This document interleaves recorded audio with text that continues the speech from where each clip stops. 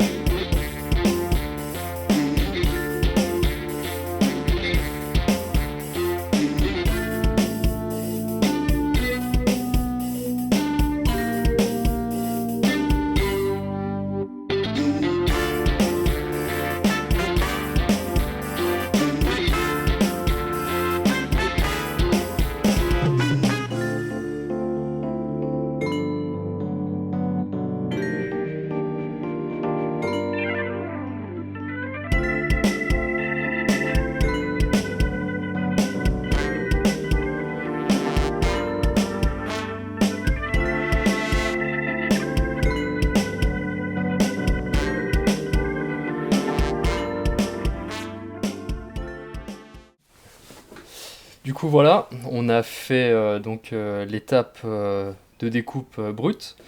Donc en regardant la vidéo, je me suis rendu compte que je cachais à peu près mon travail sur les 2/3 de l'image avec mon dos. Donc désolé pour ça. Donc maintenant, la prochaine étape, ça va être donc de nettoyer l'extérieur du couteau. Donc là, on a une forme qui est assez brute. Donc là, on voit que c'est pas régulier, c'est pas droit. Donc avant tout, je vais retirer le morceau de papier qui m'a servi la première fois, parce que de toute façon, il a forcément un peu brûlé avec la chaleur. Donc je vais l'enlever, nettoyer et en recoller un, pour de nouveau donc avoir la bonne forme et les bonnes dimensions que je veux obtenir à la fin. Et une fois qu'on aura fait donc tout le tour à la lime précise, qui va déjà prendre un certain temps, je vais pouvoir commencer donc les moutures, c'est-à-dire le début du tranchant de la lame. Allez, c'est parti.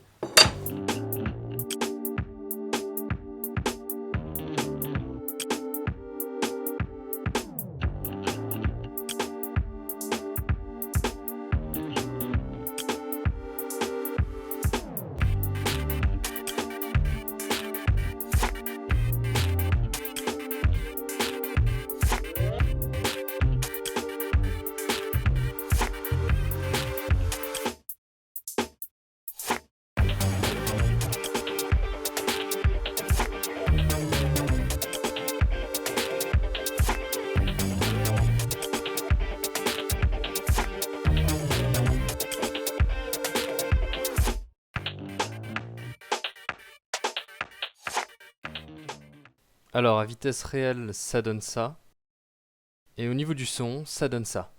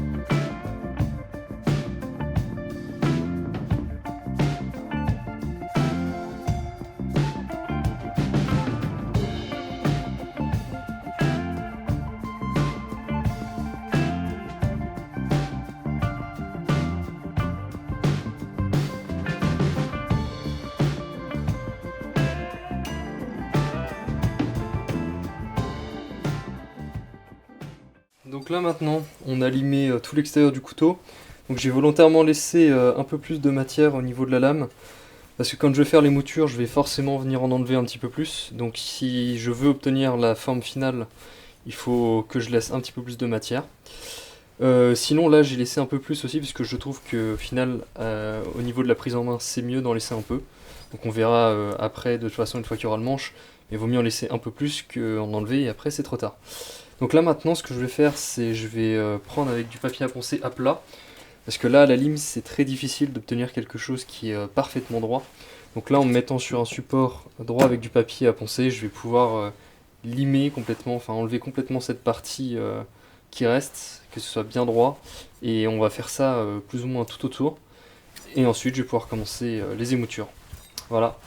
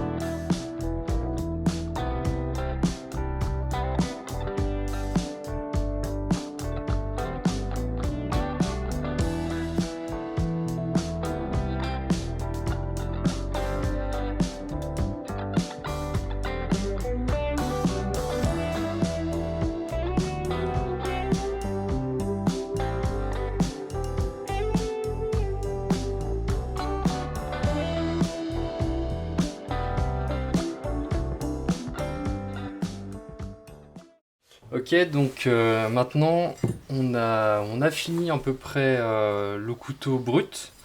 Donc j'ai tout nettoyé, j'ai enlevé le papier, etc. Tous les angles là sont bons, sont poncés.